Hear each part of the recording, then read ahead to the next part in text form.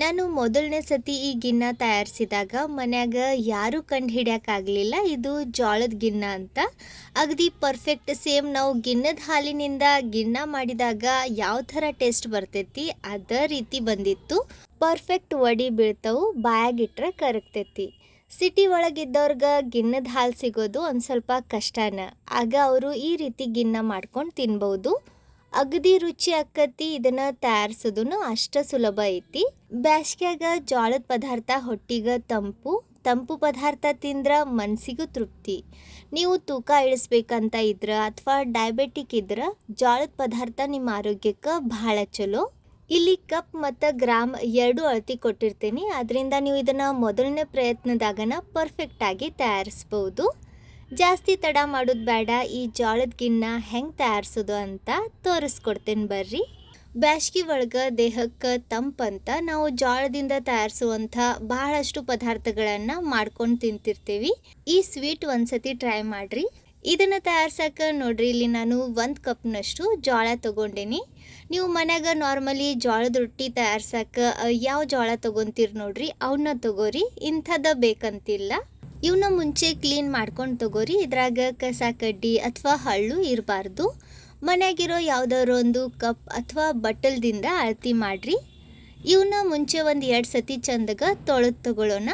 ಇವನ್ನ ನಾವು ಗ್ರಾಮ್ನಾಗ ಅಳತಿ ಮಾಡಿದ್ರೆ 200 ಗ್ರಾಮ್ನಷ್ಟು ಅದವು. ಈ ರೀತಿ ಇವನ್ನ ಚಂದಾಗ ತೊಳೆದ ಮ್ಯಾಗ ಈಗ ಇವು ಮುನ್ಗೋ ಅಷ್ಟು ನೀರು ಹಾಕಿ ಇವನ್ನ ನಾವು ರಾತ್ರಿ ಪೂರ್ತಿ ನೆನೆಸಿ ಇಡಬೇಕು. ನಿಮ್ಗೆ ಅಗದಿ ಟೈಮ್ ಇಲ್ಲ ಅಂದ್ರೆ ನೀವು ಬೇಕಂದ್ರೆ ಉಗುರು ಬೆಚ್ಚಗೆ ಇರೋ ನೀರಾಗ ಇವನ್ನ ಒಂದು 3 ರಿಂದ 4 ಗಂಟೆ ನೆನೆಸಿ ಇಡ್ಬೋದು. ಅಥವಾ ನಾರ್ಮಲ್ ನೀರಾಗ ಒಂದು 5 ರಿಂದ 6 ಗಂಟೆ ನೆನೆಸಿ ಇಟ್ಟರು ನಡಿತೈತಿ. ರಾತ್ರಿ ಪೂರ್ತಿ ನೆನೆಸಿದ್ರೆ ಇವು ಭಾಳ ಚಲೋ ನೆನೀತವು. ನೀವು ಇಲ್ಲಿ ನೋಡಾಕತ್ತಿರ್ಬೋದು ನೋಡ್ರಿ, ಹಿಂಗೆ ಇವು ಪೂರ್ತಿ ನೆನೆದ ಮ್ಯಾಗ ಈಗ ಇದ್ರಾಗಿನ ನೀರೆಲ್ಲ ತೆಗೆದು ತಗೋರಿ. ಇವು ಒಂದು ಸ್ವಲ್ಪ ಹುಳಿ ಆಗಿರ್ತವೆ, ಅದರಿಂದ ಇದ್ರಾಗಿನ ಪೂರ್ತಿ ನೀರು ಬಸ್ತು. ಇವನ್ನ ಒಂದ್ಸತಿ ತೊಳೆದು ತಗೊಳ್ಳೋಣ. ಈ ರೀತಿ ತೊಳೆದ ಮ್ಯಾಗ ಈಗ ಇವನ್ನ ಮಿಕ್ಸಿ ಜಾರ್ನಾಗ ಹಾಕಿ ಗ್ರೈಂಡ್ ಮಾಡ್ಕೋಬೇಕು.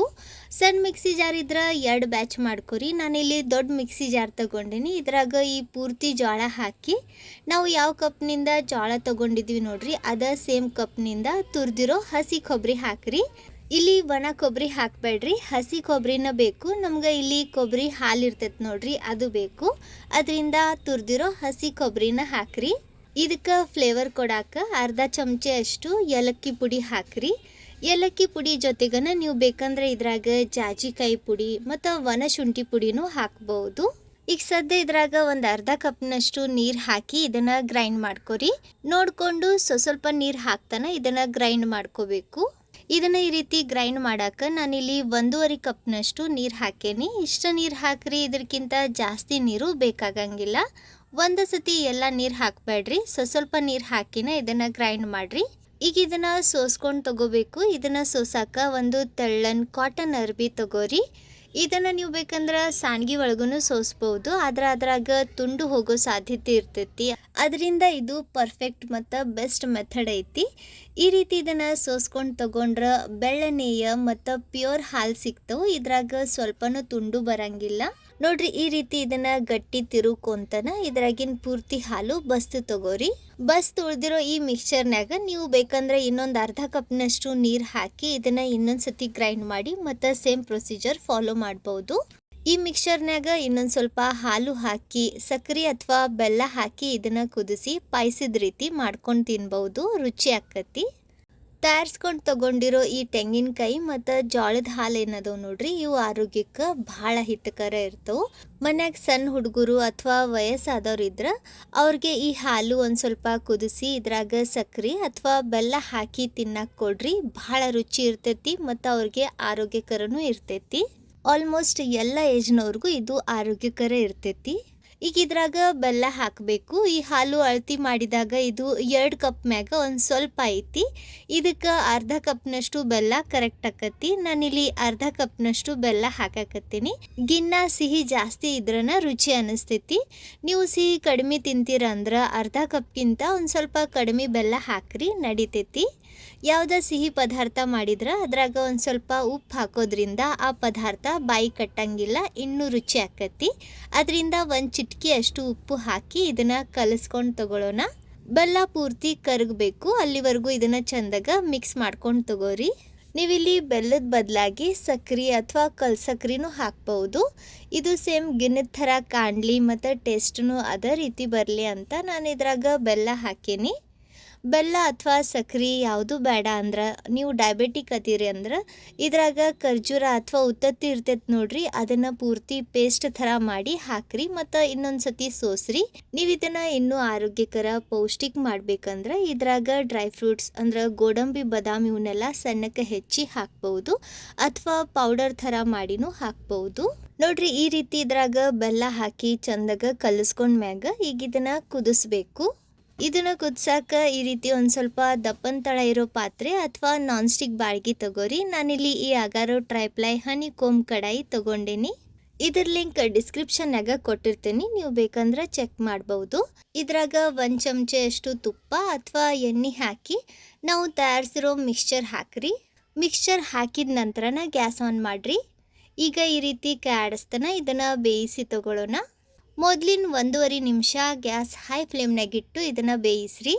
ನಾವು ಇದನ್ನು ಹೆಂಗೆ ಬೇಯಿಸ್ತೇವೆ ನೋಡ್ರಿ ಅಥವಾ ಇದು ಹೆಂಗೆ ಬೇಯ್ತೈತೆ ನೋಡ್ರಿ, ಹಂಗೆ ಕ್ರಮೇಣ ಗಟ್ಟಿ ಹಾಕ್ಕೊಂತ ಬರ್ತೈತಿ. ನೀವಿಲ್ಲಿ ಗಮನಿಸ್ತಿರ್ಬೋದು ನೋಡ್ರಿ, ಈ ಥರ ಇದು ಗಟ್ಟಿ ಆಗಾಕತ್ಮ್ಯಾಗ ಈಗೇನು ಮಾಡಿರಿ, ಗ್ಯಾಸ್ ಪೂರ್ತಿ ಲೋ ಫ್ಲೇಮ್ನಾಗಿಡ್ರಿ ಅಥವಾ ಲೋ ಟು ಮೀಡಿಯಮ್ ಫ್ಲೇಮ್ ನಡುವೆ ಇಡ್ರಿ.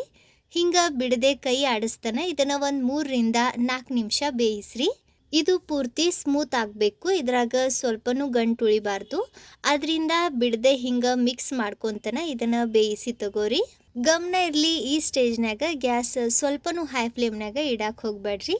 ಯಾಕಂದರೆ ಇದ್ರಾಗ ಕೊಬ್ಬರಿ ಹಾಲು ಐತಿ, ಜೋಳದ ಹಾಲು ಐತಿ, ಇವೆರಡು ಭಾಳ ಜಲ್ದಿ ಬೇಯ್ತವು, ಬೆಂದು ಹೊತ್ತೋ ಸಾಧ್ಯತೆ ಇರ್ತೈತಿ. ಮತ್ತು ಇದ್ರಾಗ ನಾವು ಬೆಲ್ಲ ಹಾಕೇವಿ, ಬೆಲ್ಲನೂ ಬೆಂದು ಇದು ಇನ್ನೂ ಡಾರ್ಕ್ ಕಲರ್ ಆಗ್ಬೋದು. ಸೊ ಅದಕ್ಕೆ gas low to medium flame ನಡುವೆ ಇಟ್ಟು ಇದನ್ನು ಬೇಯಿಸ್ರಿ. ನೋಡ್ರಿ, ಒಂದು 3 ರಿಂದ 4 ನಿಮಿಷ ಬೇಯಿಸಿದ ಮ್ಯಾಗ ಇದು ಈ ರೀತಿ ಗಟ್ಟಿ ಆಕತಿ. ಈಗ ಲಾಸ್ಟಿಗೆ ಇದ್ರಾಗ 1 ಚಮಚೆಯಷ್ಟು ತುಪ್ಪ ಹಾಕಿ ಇದನ್ನು ಕಲಿಸ್ಕೊಂಡು ತಗೊಳ್ಳೋಣ. ಈ ಥರ ಇದನ್ನು ಮುಂಚೆ 1.5 ನಿಮಿಷ ಹೈ ಫ್ಲೇಮ್ನಾಗ, ಆಮ್ಯಾಗ ಒಂದು 3 ರಿಂದ 4 ನಿಮಿಷ ಲೋ ಫ್ಲೇಮ್ನಾಗ ಬೇಯಿಸ್ರಿ. ಒಂದು 5 ರಿಂದ 6 ನಿಮಿಷ ಬೇಯಿಸಿದ್ರೆ ಇದು ರೆಡಿ ಆಕತಿ.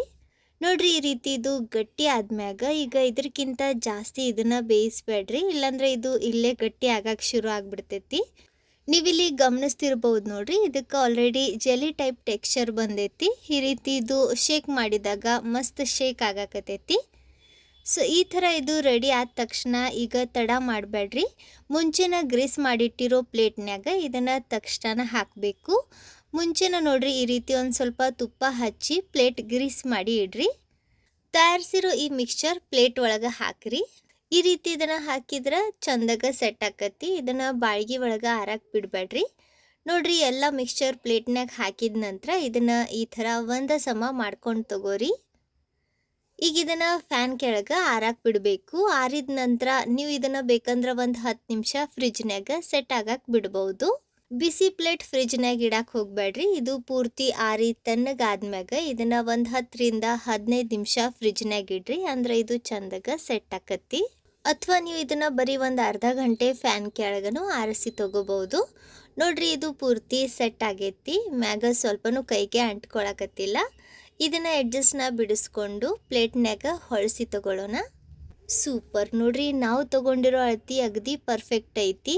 ಇದು ಪ್ಲೇಟ್ಗೂ ಸ್ವಲ್ಪನೂ ಅಂಟಿಲ್ಲ. ಭಾಳ ರುಚಿಯಾಗಿರುವಂಥ ಈ ಜೋಳದ ಗಿನ್ನ ರೆಡಿ ಐತಿ. ಈ ರೀತಿ ಇದನ್ನು ತಯಾರಿಸಿ ಖಂಡಿತ ನೀವು ನಿಮ್ಮ ಮನೆಯವ್ರಿಗೆ ಎಲ್ಲರಿಗೂ ತಿನ್ನಿಸ್ರಿ. ಗ್ಯಾರಂಟಿ ಅವರು ಕಂಡು ಹಿಡಿಯೋಕೆ ಆಗಂಗಿಲ್ಲ ಇದನ್ನು ನಾವು ಜೋಳದಿಂದ ತಯಾರಿಸಿವಿ ಅಂತ. ಸೇಮ್ ಹಾಲಿನ ಗಿನ್ನ ಇರ್ತೈತಲ್ಲ ಅದೇ ರೀತಿ ಬರ್ತೈತಿ. ಇದನ್ನು ಕಟ್ ಮಾಡಬೇಕಾದ್ರೂ ನಿಮ್ಗೆ ಇಲ್ಲಿ ಗೊತ್ತಾಗಕತ್ತಿರ್ಬೋದು. ನೋಡ್ರಿ, ಎಷ್ಟು ಪರ್ಫೆಕ್ಟ್ ಟೆಕ್ಸ್ಚರ್ ಬಂದೈತಿ. ನಾವು ಗಿನ್ನ ಕಟ್ ಮಾಡಬೇಕಾದ್ರೆ ಎಷ್ಟು ಫೈನ್ ಆಗಿ ಕಟ್ ಆಕತ್ ನೋಡ್ರಿ, ಅದೇ ರೀತಿ ಇದು ಕಟ್ ಆಗಾಕತ್ತೈತಿ. ಸೊ ನೀವು ಖಂಡಿತ ನಾನು ತಿಳಿಸಿರೋ ಈ ರೀತಿ ಒಳಗೆ ಈ ಗಿನ್ನ ತಯಾರಿಸಿ ನೋಡ್ರಿ ಹೆಂಗೆ ಬಂತು, ಮತ್ತು ನೀವು ಲಾಸ್ಟ್ ಟೈಮ್ ಯಾವಾಗ ಗಿನ್ನ ತಿಂದಿದ್ರಿ ಅನ್ನೋದು ಕಮೆಂಟ್ನಾಗ ತಿಳಿಸ್ರಿ. ಇವತ್ತಿನ ಈ ವಿಡಿಯೋ ನಿಮ್ಮೆಲ್ಲರಿಗೂ ಚಲೋ ಅನ್ಸೈತಂತ ಅನ್ಕೊತೀನಿ. ರೆಸಿಪಿ ಚಲೋ ಅನ್ಸಿದ್ರೆ ಸ್ವಲ್ಪರ ಯೂಸ್ಫುಲ್ ಅಂತ ಅನ್ಸಿದ್ರೆ ಲೈಕ್ ಮಾಡಿರಿ. ನಿಮ್ಮ ಫ್ರೆಂಡ್ಸ್ ಹಂಗೆ ಫ್ಯಾಮಿಲಿ ಸರ್ಕಲ್ ಜೊತೆ ವಿಡಿಯೋನ ಶೇರ್ ಮಾಡಿ ಪ್ರೋತ್ಸಾಹಿಸಿ.